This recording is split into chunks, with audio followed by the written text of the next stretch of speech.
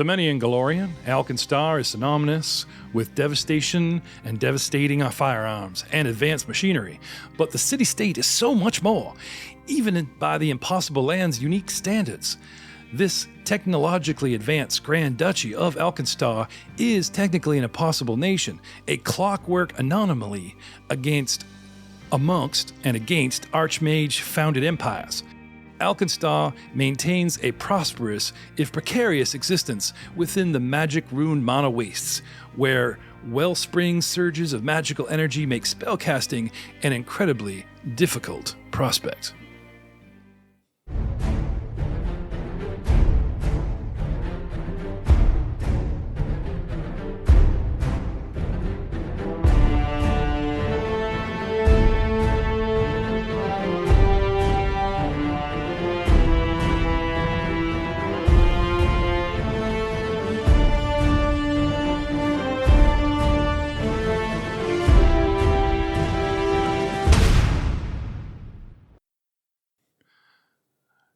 Hello, everyone, and welcome to another exciting episode of the All Guns, No Glory podcast. I am GM Jeff, your host, and Dungeon Master, Game Master. So many new terms staying up in the woke, politically correct world of gaming.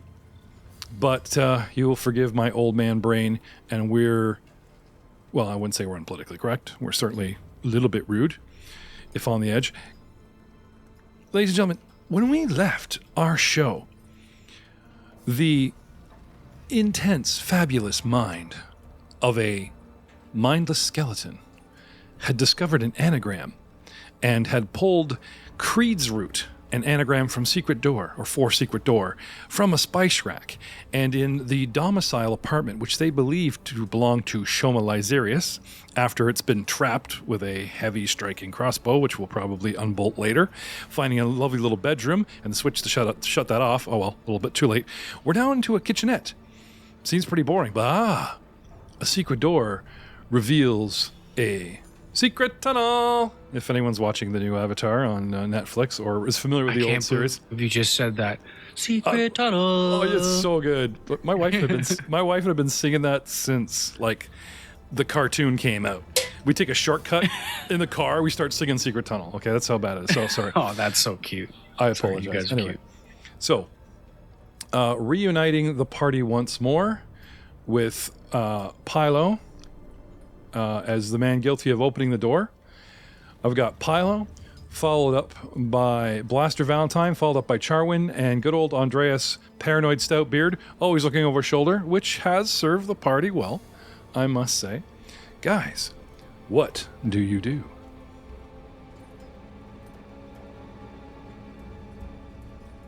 Don't everybody unmute at once. It's my fault. I go, everybody mute up, we're doing the intro, and everybody's like, no. Anybody need some heals before we go in this nice tunnel? Well, I think I'm feeling okay. Got a couple loose ribs here, man, but that might be okay for a little bit. How's everyone else doing? Because I think we're all pretty good. I'm healthy-ish. Relatively speaking. I mean, you're not quite alive, but... I have a question. Recently, this is a game mastering question, and for any rules lawyer out there, and we haven't touched base with Eric because he missed last Monday. We were establishing a whole bunch of things about Matt Spiegler's character being a construct and how he has to vent. So, just to be clear, because I talk about him venting magical gases, his body does take in air. Not strictly oxygen and needing that component of regular air full of all kinds of things, but his body does actually absorb air and then magically vent out, toxins from his system as he has a circulation or whatever. So technically, kind of in a way, he breathes. Spiegler, have you found any bonuses? Because I could say that you do breathe, but you might actually be somewhat resistant to airborne toxins or anything like that, no? I think it's up to your discretion. Like, maybe I can hold my breath for like a couple minutes longer than a regular human. Yeah. I actually have you like shut down venting protocol and then like maybe heat up as opposed to turning red from holding breath, huh? But yeah, I have like a time limit before I like shut down from No Passing venting. out, yeah. Passing out. It's kind of like this, using the same game mechanic. Which brings me to the undead. Now, a construct character is not like playing a golem monster. They've tweaked it to make you more playable and make you more fair so you're not invincible compared to another player. Also, we have Troy Phillips playing an undead character.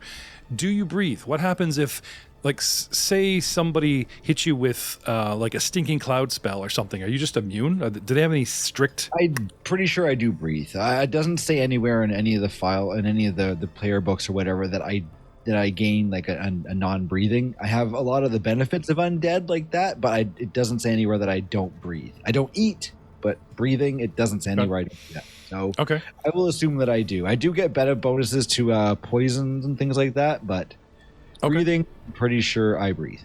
Now, before we start an internet argument, even like Matt's character, technically maybe you don't breathe like an organic, but you do have a constitution score, meaning your bones, your marrow, your whatever, if exposed to some sort of airborne toxin, could be vulnerable in its own way, like a person because your constitution score. So I'm not going to say that you breathe, but I am going to say that you are subject to any kind of exposure. Yes?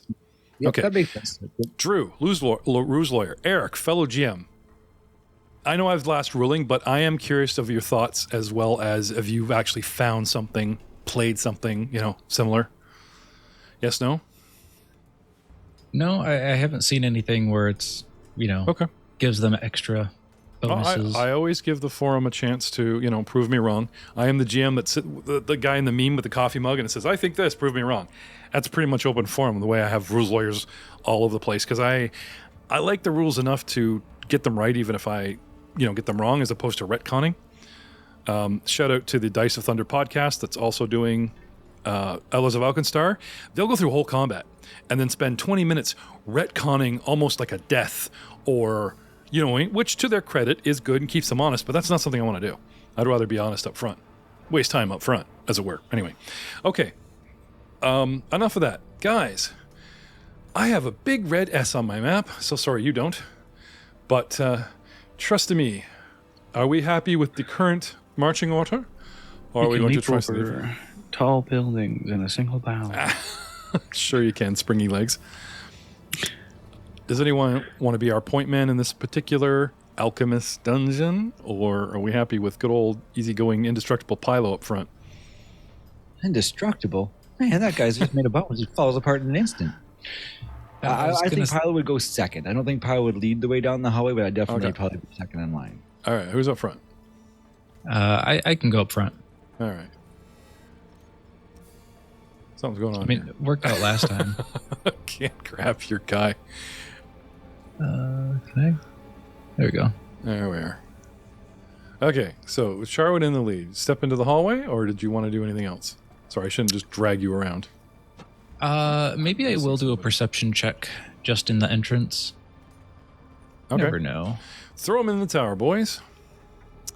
As a matter of fact, if you guys give me a... if you front page your perception in the tower... If you follow me? Mm-hmm. Actually, I guess no, it's not going to work because it shuffles your initiative, which might be coming up. But then you guys are kind of get a reveal there. Anyway, Charwin, what do we do for light sources? Oh, human. I've got a torch. Yeah. Okay. Your spear, is it one-handed or two-handed? It is one-handed while I'm holding it, but if I attack, I have to use two hands. Okay, so torch might get dropped. Good to know. Okay. Spear in one hand, or is it on your back?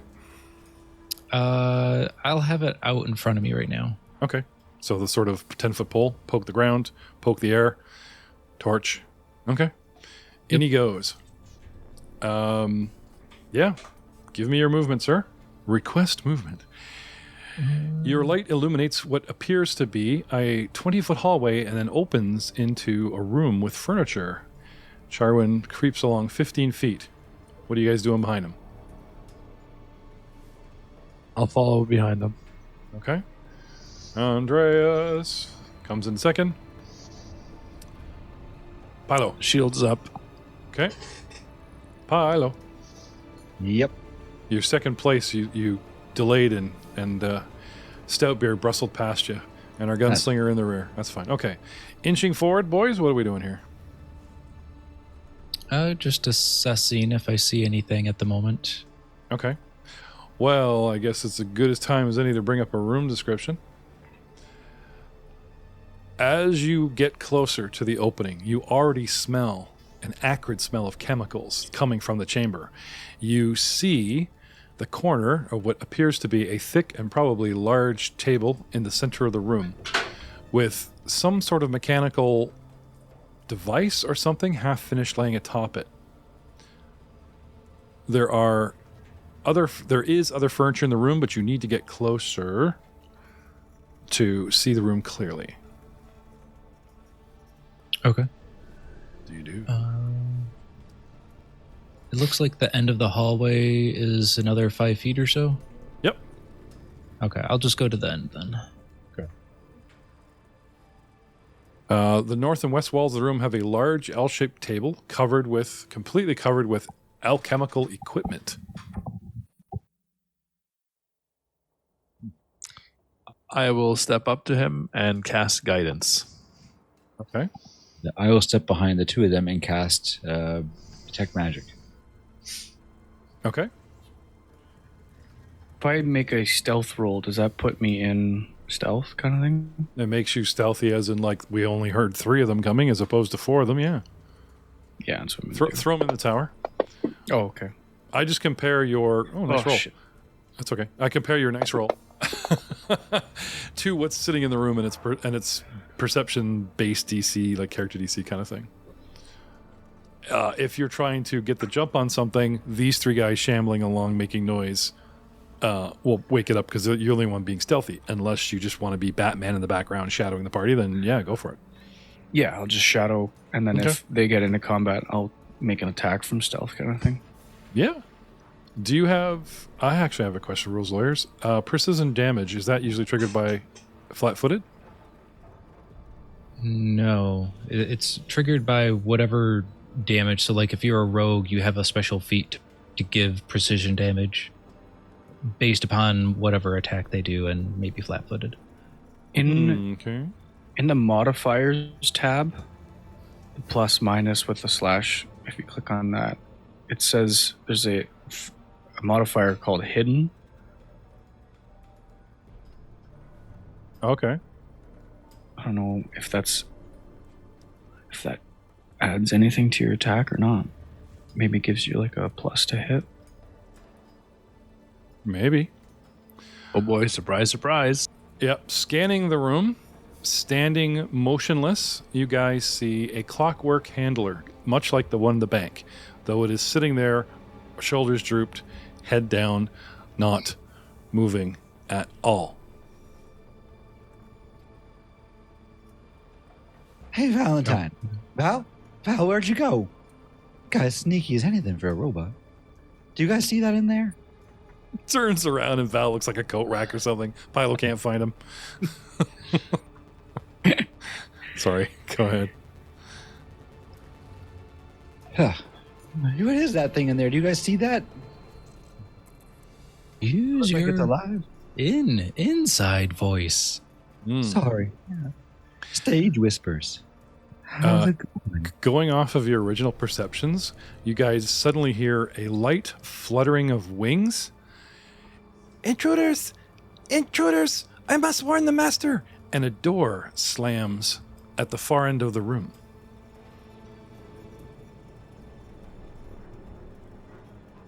Okay. I will start initiative now. Charwin, the top of the row. You guys got made. All right. I'll take a step in and see if I can figure out where that door slam came from. Okay. It is the... We not have... I don't think I've got your guys shedding light. Can you guys... Like, what can you guys actually see at the moment? Because my player view for you guys is pretty narrow, and I'm wondering if something... I have low light vision, so whatever that would entail. I can see a table, and then like You guys half got the door. You guys have the long cone looking right now, right? Yeah. Correct. I can see everything in the room. Okay. Stepping into the room, Charwin, you see 2 other clockwork humanoids resembling the first, standing at different positions around the room, all around the table. There is another exit on the west door, and you believe you saw and heard a door directly south of you, and then just over to your right a little bit, open and close, and a tiny voice, like quite literally, flit away. I'm just going to go to the battle map, no reason, because if somebody's running off and setting off an alarm... Hey, Andreas, you see those guys there? Those things in the room? At least I see one of them here. Does it look like it's alive, or is it just a motionless thing standing there? Oh, I saw it pop up, so I think it's I think it's your farm's kind of made of that stuff, isn't it? So you're kind of like right in with those guys. You might know what's best. I'm just looking at them like robots. There's no green, yellow, or red tag on the floor around it, so we don't know what its intentions are. Fancy Grounds lets me change it. I'm neutral. I don't care. I'm just sitting here. It's not even looking at you. Like I said, it's like head bowed, shoulders slumped, you know. No, I did cast Detect Magic. Am I picking anything up here? I don't think clockwork humanoids detect as magical, do they? They're constructs, so I think they have, you get some faint magic because they have the lantern, the magical lantern in their head from like the light spells they can flash. But other than that, there's nothing overwhelming, nothing dread. There's just some light, conjuration going on ahead of you. And, oh, look, handlers. It's probably from their heads, right? Anyway, starting off the initiative, because now, as soon as we saw a possible foe and something runs off, time freezes. Charwin, you're up. You step into the room. I will try to fix your vision. But what do you wish to do? Let's see. These guys have not started moving towards us in any way. They seem kind of slumped still. Yep. Just sitting there. Do we still have that bottled lightning bomb? Or bombs? In the party sheet, I'm seeing 6 bottled lightning. Yeah. Where did you get it from?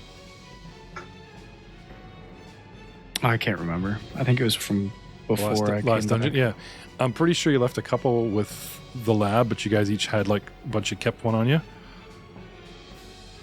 I'd be happy to say you each have a single one on you, but not 6. Pretty sure you left 1 or 2 at the lab, kind of thing, so they can like, here, make us more of these. Don't die, right? Don't open it. Make me more. Thank you. Right? That kind of thing. Yeah, I think what I'll do is, I don't like us being in a tunnel, so I will kind of move. Would I be able to get to the right or the east of Clockwork Humanoid number 1, or is that like a tumble through situation?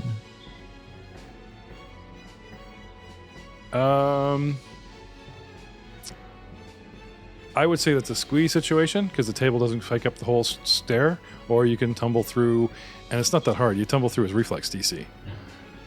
So I just add 10 to his reflex. I'll give you an idea. Judge, like you're eyeballing. How fast do these things move? Charwin hasn't fought them before, but I'll be nice and say that you'd be looking at a DC 17. Not to mention it's considered flat-footed to you. So unless it starts moving like immediately, like you could probably run past it before it moves. You haven't seemed to have triggered it, or if it has been triggered, it has not moved yet. Does that make sense? Yeah, I think what I'll do is I'll pop in to the southeast of the guy just to the south of me.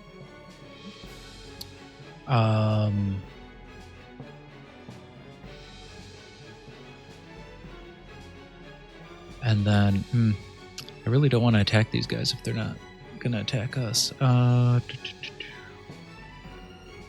That's the thing, right? It's like, this is a huge advantage if you were a rogue going first and around while everything's flat-footed. You get in a really good hit while they're sitting there. Or, do you want to waste a spell on something that's a lampshade, just like the one in the hallway Pylo's looking at, and not have combat spells for later when something actually comes and attacks you? Yeah, I'm going to assume these are deadly because of the thing we just hit. So I'm going to just attack this guy with my long spear. So I want to drop my torch at my feet. Mm-hmm. I will be so kind as to say that you drop it adjacent so you don't step on it or,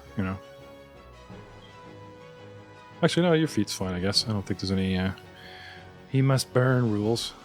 That's fine. Just because you drop the sword at your feet doesn't mean you automatically step on it and cut your foot. Okay. Yes. Target away. Targeting. Have at me.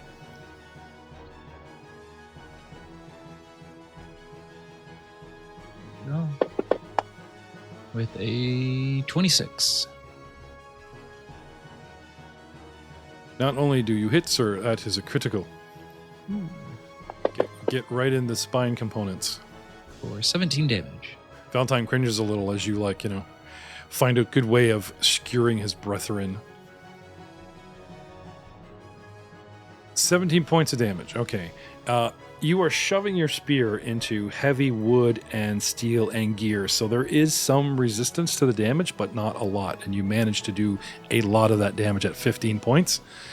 Pull it out, and this thing sparks and whirls and flops a little bit. Doesn't go down, but it's in terrible, terrible shape as you critically wound it. Nice. I might attack a second time. I'll actually limit you to that. I was way too nice with you perceiving in the doorway, double checking where things went, that kind of thing. So we'll say that was your first action, if you don't mind. Yeah, that's fair. Okay. Trust Andreas to, wonder if something's hostile. Well, you tried to kill me, so I'm freaking hostile to you, Charwin. I'll tell you that. This thing, as he's pulling it out, the head comes up, the lights go on, the whole torso spins on an axis without necessarily planting its feet. It has the pole stuck in its hand, the proverbial javelin, and it tries to do the spin punch, uses the body's momentum to track you, and tries to smack you down. Lucky for you, I had not had initiative yet. I do have a question, though. Tax of opportunity. If you haven't gone it around, you cannot make reactions until you go the first time. Is that not true? Are characters allowed to make reactions in the first round before they go at all? This should be, but we can look it up. Well, I'm not going to retcon an attack of opportunity on this thing. I actually like the setting of it's been sitting there for so long that it, it wakes up, it's perceiving. Did somebody order me to, say intruder? You know what I mean? So it's not like sitting there, ball heel, two fists up, waiting for Charwin to pass and smack him. So even if the thing gets an opportunity, which it does, I'm not going to go on it, but it did bring that into my head. So have you guys looking at that. And trying to stay relevant, I promised Ericus a very swift, less chatty game today since he missed a game and I'm just not really delivering, am I, buddy? I got thumbs up. Okay. My fellow GM is happy. Then no, we're all good. All good, man. Okay. I'm in such a good mood. Such a good mood. You guys are so close to the end of book one. Big adventure going on here. But, sorry, I'm going to have to punch the old man in the face. Nothing personal. You can try. You can try. Hit 19. 1d4 plus. Oh, it only does 8 points of damage. It's right to Charwin takes it on the chin. That's my first action. Like I said, losing an action into waking up, perceiving. I will take a second action at full penalties. Agile is my fist, so it's only -4 instead of -5. Good to know. Good to know. Why won't that adjust for me? It won't let me take the penalty. I'm so sorry. Oh, there we go. That's better. Critical miss. It overextends, and I won't say take the broken condition, but it starts falling apart a little bit and staggers. And I will cost it an action as it is slowed next round. Which brings us to... Yes, right? Going back to your reaction, I found that there is a section that says the GM determines whether you can use reactions before your first turn begins, depending on the situation in which the encounter happens. Like I just ruled negatively for him, but it's good that I can float that, depending on what you guys are doing. I mean, you're creeping down the hallway. You guys are so ice front and so on edge. If something came out, I'd give you guys reactions because of the circumstance, just so you know. Anyway, bringing us to Blaster Valentine. Get ready, Pylo, you're on deck. Blaster, what do you want to do? Try not to giggle. Pylo is trying to hang his coat on your arm. Your stealth is so amazing, but what do you want to do? So if I'm still stealthed and I wanted to move, I would have to do another stealth check, right? Yep. But you might be able to literally slide into the room unnoticed, depending on, You need cover for stealth. And since they say intruders, probably everyone's head is turning to the front door. Yeah. Right? I'm not going to worry about stealth. I'm just going to walk past my teammates and shoot at that first, the weak one. The one that's already getting shoot on? Okay. Target acquired. Go ahead.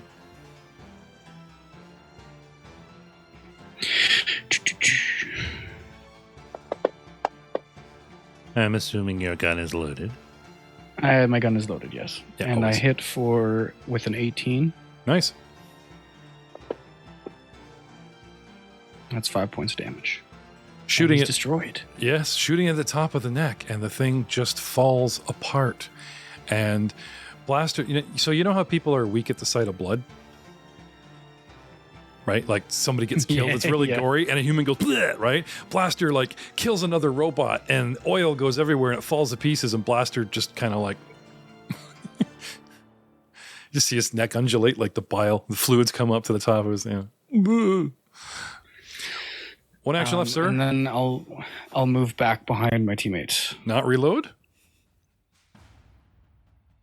Yeah, sure, I'll reload. I gotta say, they can move through you for free if you want. Yeah, I just realized that. Okay. I should have kept my mouth shut. Get less bullets coming at me. All right, and that's you, sir.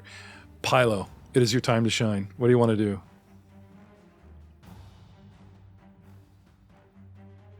He's got to get his coat back from this rack. It's just going to take my coat off the rack here and then just take a couple steps into the room because I can't see anything going on. The coat rack walks past you and hands you your coat. Oh, geez, Val, man, you were really heading up there. That's a skill I got to learn. Dude, I will totally, you know how we can play dead? I will totally we got to get you a feat for deception, and you have a transformer mode where you turn into a metal object for stealth. Because you actually love stealth. That's why not, All right, so I'll take a step into the room right here. Okay, so just through the doorway? Yep. I know pinging here is great, but audio audience, so. Right, yeah, just through the doorway there. Yeah. I see the other two creatures in the room now. I couldn't see them before. I'm like, oh geez, 2 more of these guys, man. And I saw my friends attack it. So you literally. Is my movement continued if I move another 5 feet, or is that count as my second action? So if I've known where the guy... If you hadn't made a big deal of oh God, there's more of them because no one's called them out to you, I'd actually have you pause. I'm not going to make you burn a perception for action, but you came up and surveyed the room, and then choose to stride again. However, this is a step, not a stride, and does not provoke an attack of opportunity. I have that good news for you. That's good. Okay. I'll walk over and go, well, that didn't look too hard to beat. Just going to punch this guy. And I do have an arm attack. And I will just target that guy and give him a punch. Okay, targeted. Oh, sorry. Go ahead. You targeted him? Yeah, and then you target him, and we untarget him. We're all targeted. Okay, one of us got to do it, not me. Go for it. Okay. Just so used to helping these guys. It's not working. I will do it then. Yeah, I got it. Got it. Shoot. You got it? Swing. Yeah, swing. Apologies, audience. Yeah. That is a 18. 18 is a hit, sir. All right, that was with was I attack right? Oh, I was with the whip. Sorry, take one off that 17. 17 still a hit. I used the wrong weapon. I believe so. Yep. Okay. I'll be on, and then I'll pull it open here. And where's my dice gone? Where's my damage? Where's my dice? There it is. That is 1. 0. Sorry. Oh man. There's what you roll. Guy, I know it's sorry. There's what do anything to him. There's what you roll, and then it says the blood drop, and it'll say actual damage in brackets, and that's how you learn how they've resisted, right? So he just freaking breaks his hand against this thing's jaw. Oh, you know what it is? I don't have my. Oh, they are equipped. My hand wraps of mighty blows. They don't add anything to damage, I guess. They do. They should double your damage.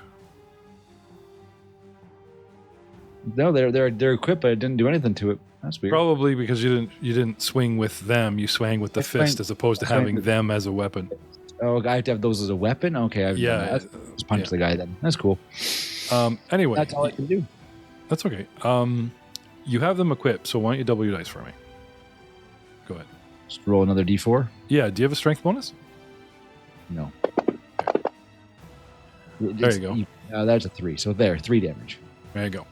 So you'd actually do 1 point. There we go. Yay, Pylo's helping. Whew, little scratch, but better than nothing, guys. This thing, its head comes up, the light goes on, ding, makes a little, somewhere in the distance we hear ding, ding, ding, like, fight. And this thing just starts laying into Pylo. And we have undead versus rock'em sock'em robots going on here. All right, Pylo. Apologies up front from the GM. Point blank range. This thing, critical miss. Thing swings. He backs off looking at his broken hand going, are these wraps working? And it just clean misses him, spins around, and comes up facing the wrong way. And starts looking more than I thought. That guy's turned right around. I hit him hard. And with a critical miss, I will cost him an action. And then he basically takes that second action to right himself, and as a third action, does try to lay into you a second time. Oh, he's coming back again. I get my fists up and ready for him. Hits you with a 20. 1d4 plus 4, bludgeoning. Pylo gets cracked in the ribs for 5 points of damage. My rib's a little looser now. And now, a word from our sponsor. No, now, not friendly, unfriendly. Turning the red light on, all these little thingamabobs here. Boop. There we go. Clockwork, humanoid, the one in the back, across from the table. Pops to life, starts advancing straight across the room, left to right, gets right up on Charwin. Do you have attack of opportunity with your spear? I do not.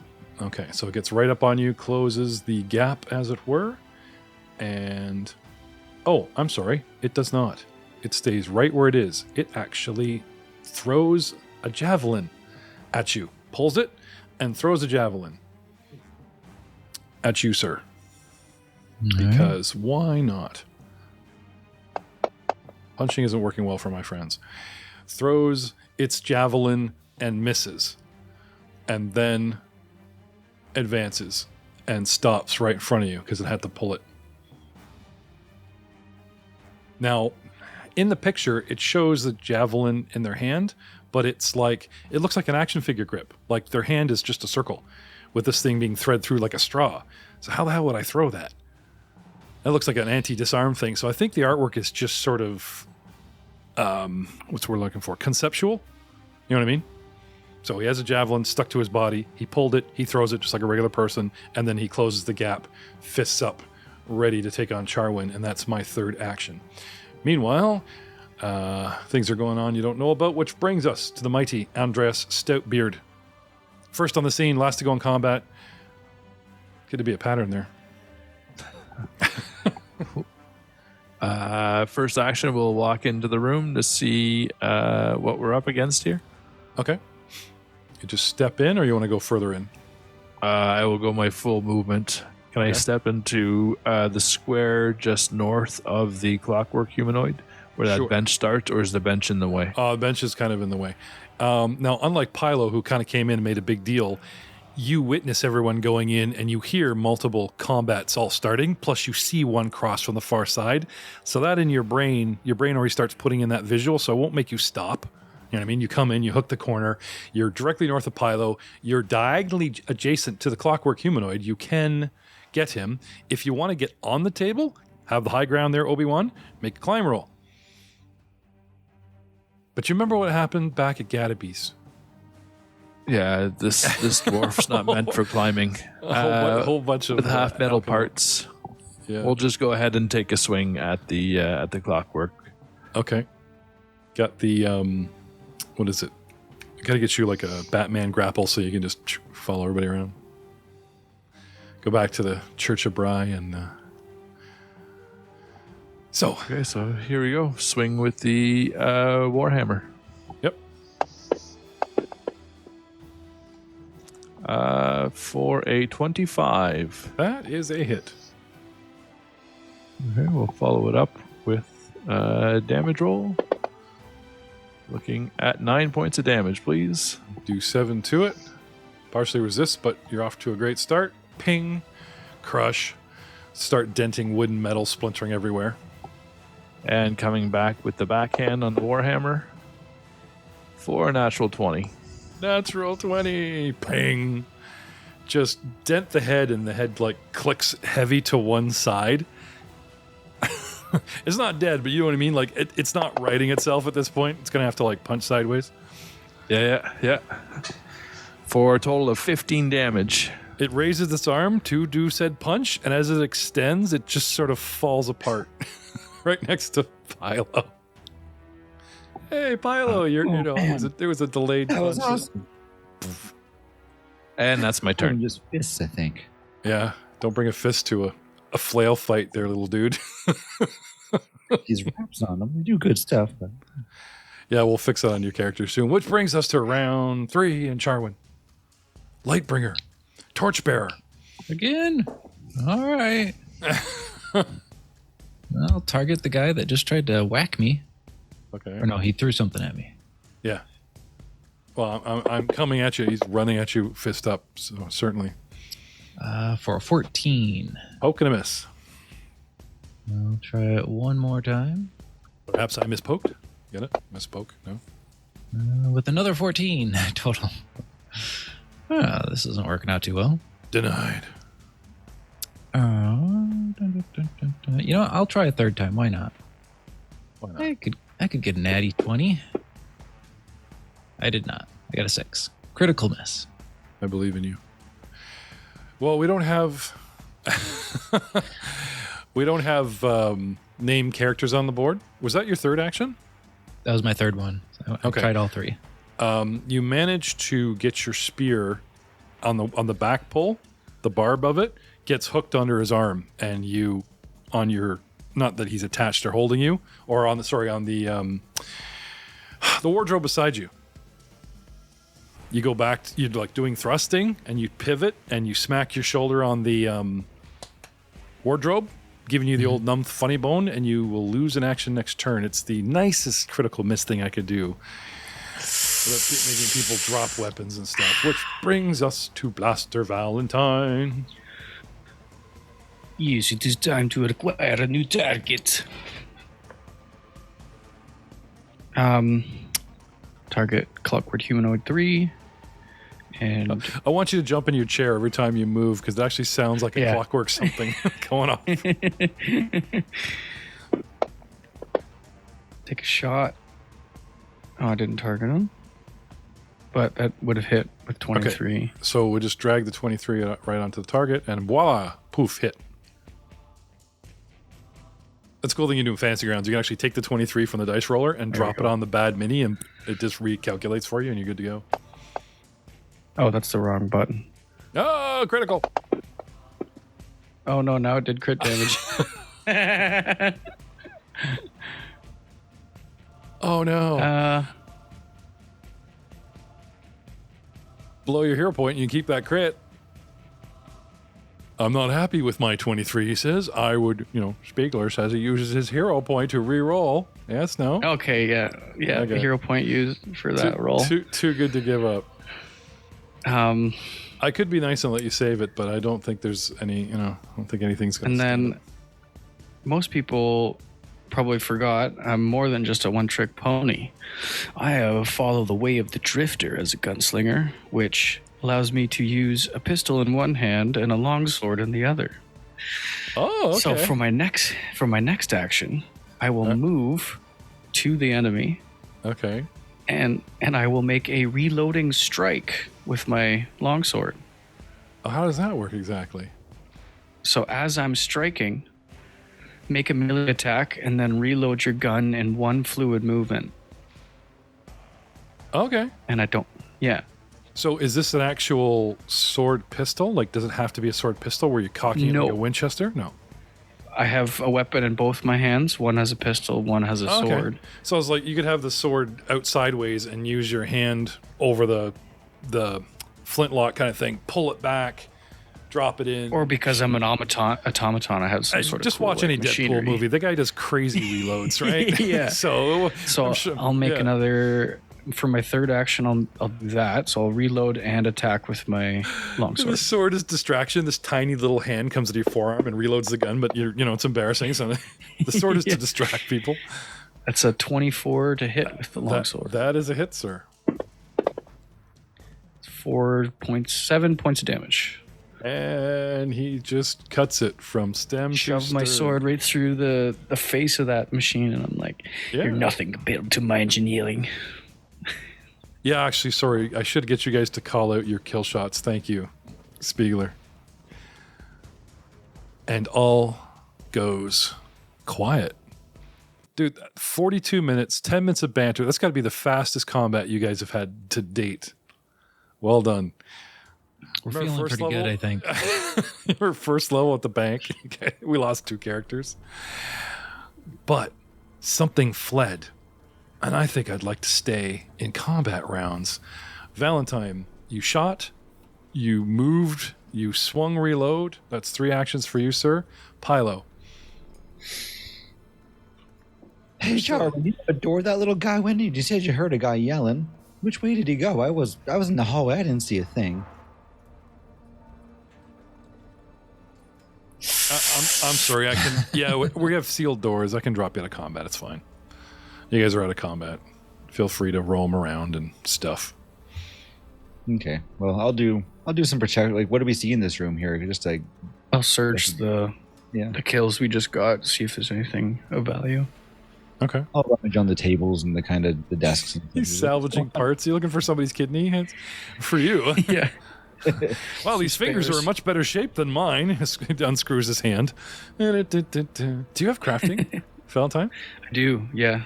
Okay, well, you know what? If you want to take the odd body part that, could possibly, we could, for flavor, say, I'm upgrading. Yeah, for sure. But, from your own words, shoddy craftsmanship, you search them, and I'll get back to you. And if you like anything, we'll talk about keeping it. If it's crap work, then meh.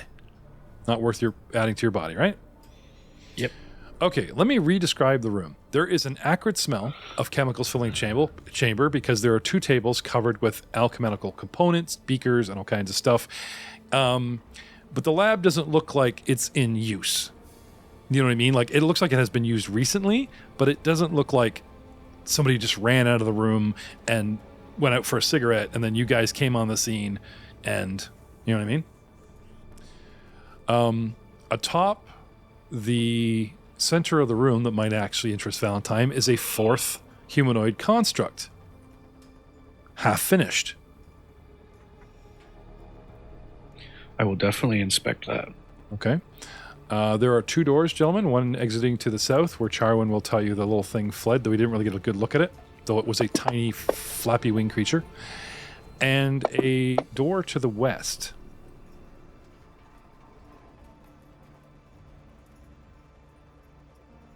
You guys want to do the proverbial turn the whole room over, take 20 minutes, and we'll just try to keep our guard up, have one guy standing in the room on guard, or are we just kind of like, quickly look around, guys, and get through those doors because, we could be attacked at any moment? That guy did say he was going to get somebody, so if they're coming to get us, maybe we stay here and, protect the room rather than getting surprised somewhere. Maybe search this room while we're at it? Or the guy we're trying to get is going to escape. Oh, man. I didn't even think of that. Okay, I'm going to look at you there, Andreas. What do you think? Because you've just been there just kicking ass and taking names and not giving ideas. I like your idea. Andreas, there's a literally expanded alchemical lab in front of you and artesian tools right for the taking. Just saying. Just gonna put that on the party. The artisan tools, yeah. There's artisan tools, everyone's searching the room, and he's like, hey, dwarf, what do you think? And he's like, tools, toys, fresh Makita drill, what? So there. No, actually, focusing on the door is too concentrated on getting caught. I think our best bet is to keep pressing on here and investigate after we're done. I think it's in our best interest to keep going forward. Okay. I like where Charwin was going. All right. I will let you guys retrieve these treasures right now, just scoop them up, because it's kind of like artesian tools are, although scattered around the room, there's enough of them. It's like stealing the guy's toolbox, right? Sure, you got a couple screwdrivers and pliers out, but there's this entire box of tools sitting right there. Yoink. You know what I mean? Never know if you're going to need it later, so I will be kind now, not so much later, and let you guys scoop up those. And now, moving on, where do you want to go? Charwin will post up by the south door where he saw the little creature go. Gonna give you a little derringer. Unfortunately, flanked by furniture, I will let you squeeze against this if you want to keep the door clear, but you will be squeezied, or you want to just be on the door. Because if you want to post the door, you got to be beside it. I'll even let you sort of put two butt cheeks on this bench, and again, be adjacent to the door. I'll be in front of it. I'm sure there's not a heavy crossbow going to shoot me. No. We did that bit. You never see the same Bond dungeon. No. You're fine. Okay. And then I'll check for traps. Okay. Perception in the tower. Which will give people time to huddle up around me, I hope. Valentine, they're pushing you along. Yeah. You won't really want to look through these guys. They start rushing, scooping things up, discussing leaving, which cuts your time from 20 minutes down to 2. And you give these things a cursory glance. And yeah, they work, but they're not as sentient as you. They certainly don't have soul crystals like you. They're not your people. And they're just a clockwork automation that will obey basic commands of said master. Not really, great work. I'll just disregard it and back up the party. All right. Charwin, you don't seem to find a trap. All right, let's open it. Sorry, it's hard to come up with new material. Crack open the scan. Crack open this door. What lays beyond? What terrors? What horrors? What crazy James Bond maniacal dungeon? It's another bedroom. What? Hallway. Always with the hallway. 10-foot hallway opening up into what appears to be a bedroom because you see the foot of a bed and the edge of a desk. I could use a nap. Charwin strides into the room. Is there... Okay. I'll go to the end of the hall, I guess, which is there. 10 feet. Okay. You were certain that this is the door that opened and closed. You were certain that something flappy came into this room. Or went down this hallway, at least. Come down the hall. You open the door. You come down the hall.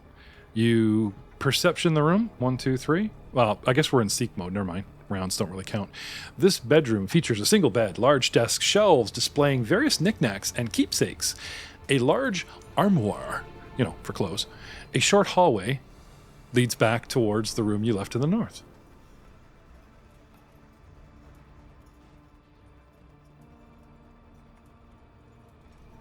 All right.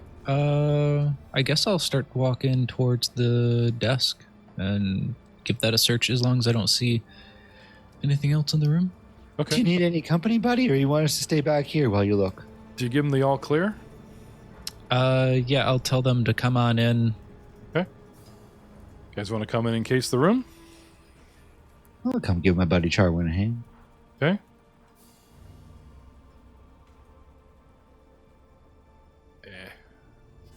Stoutbeard, Pilo, everyone's coming in here, yes? Yep. Okay. Perception to check the desk. Okay. What do we got here? Who's looking at what? How about we go around the room real quick? He's at the desk already, and he's looking at. There's a drawer. There's stuff on the desk. There's papers. He's flipping through really quick. But Charwin has claimed the desk. Pilo, you want to help him? I'll look under the bed. Come under the You bed. guys seem like you got everything covered in here. I'm just going to stand by the door Okay. on the other side. I'm gonna look under the bed and around here, see what's going on there. Okay. That's where I had all my goodies. I will ask you for initiative on main page, everyone, since you're all searching. Tower? Something. Yep. No. Well, it doesn't matter. Main page. Because something's about to happen, and I need to know who does what first. And the best way to do that is initiative. So, despite our initial, coming in and sorting each other out, right? Andreas, something doesn't feel right. You scan the room. Where'd the thing go? Unlike after witnessing a secret door, another secret door, the stonework, how it shifts and moves, should stand out to a dwarf like yourself. You scan the room. Doesn't seem like there's like a secret way out of here at a glance. Could be wrong. Where did that little thing go? What would you do? But there's something tense. Your spider senses are tingling. When you're in danger, when your life's in danger or you're in mechanical danger, there's just something about the hard-on that you get that just cannot deny. Hide it behind your shield so they don't see, but I'm just saying. Okay. If that's the case, I will say that, and we'll start walking as though I'm heading out of the room, and I'll take an action to move my movement and out. Okay. He gets the willies, guys. This something ain't right here. And Something not right. Yeah. Leaves the room. Blaster Valentine. Dwarf is afraid of a bedroom. You're outside the room at the door. What do you do?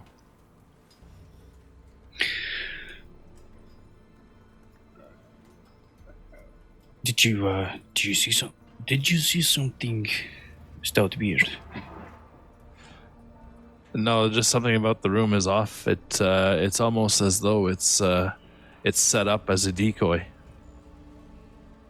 Hilo looks under the bed, and under the all my goodies. There's lots of goodies under the bed. you see a tank up under, like where there's no real box springs in medieval beds. It's just like the wire frame. Not You're tanks like in medieval time either, but apparently there's a tank there. a metal tank with nozzles and hoses going right into the wall are all concealed under this bed. Guys, there's some stuff here that I have no idea what the hell it is, and I am very confused. I'm not even going to touch it, but there's nozzles and buttons and tanks and all sorts of weird stuff. And we want to look at this because our little guy. Milo, get back here now. Get back here now. no. I have a bad feeling. No. If I hear that, I'll start to kind of walk away. Charwin, we might want to get out of here. Okay, you leave. That's right. I scared them with a pillowcase, little gentlemen. I'm having such a good time. Best treasure in the whole dungeon are right here, but I don't want them to have it, so I give one dwarf the willies and they all bail. It's the best. Anyway. Or are you in danger? Charwin, you go over, start searching the top of the desk. You find papers, this and this and this, and there's a drawer. And they're all running, oh, what? And by the time your hand's on that drawer ready to open it and search it, you got to make a decision. They're all got the willies, they run away, they're saying this place, something ain't right, there's danger in the room. Pilo's flipped up a bed sheet, there's a big apparatus under the bed. Might not be great to mess with the bed. Good thing you, remember how you came in, you're going to lie on the bed? Good thing you didn't, right? Yeah. What do you want to do? Where did that little bugger go? Is he on the shelves? Is he looking like a paperweight? Is he in the armoire? Is he in the drawer? Where is he? Or do we care? Is it just too dangerous and you run? Or what do you do? Oh, man. I'd like to open the drawer. I want to open that drawer. Okay.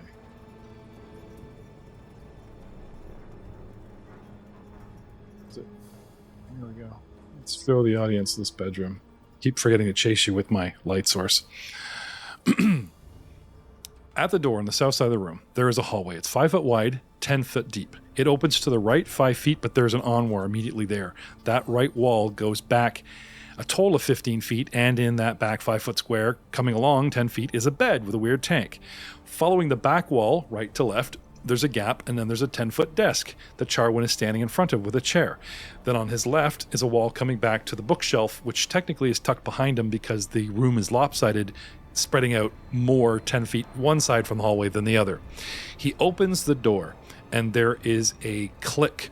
And sure enough, to the dwarf's keen ears, we hear mechanical counterweights setting off in the walls, and the door slams shut and locks. Charwin, for your next 2 actions, you hear the door suddenly go boom and lock heavy with a solid bolt. What do you do? I'm going to close the drawer. Okay. I don't know if that'll do anything, but I'm going to close the drawer. Just pulls the drawer open, you hear a clink, slam behind him. He just quietly close this. Okay. Not me. Close the drawer. Can I perception the tower, please?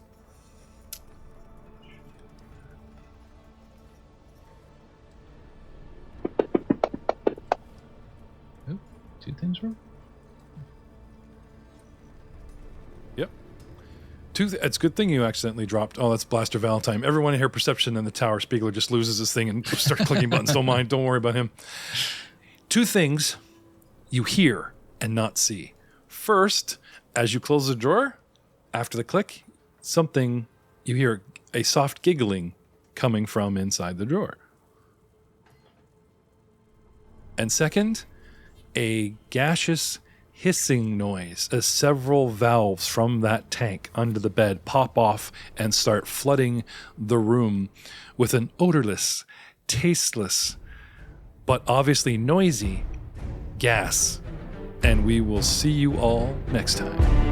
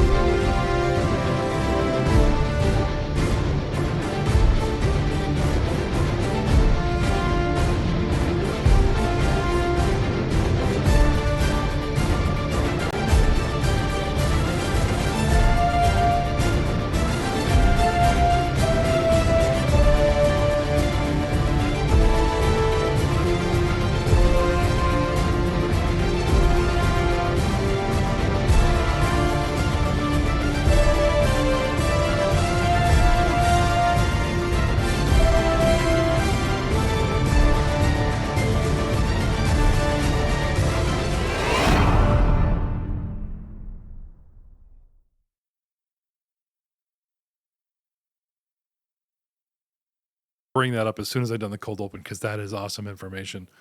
1 second. Okay, here we go. One sec.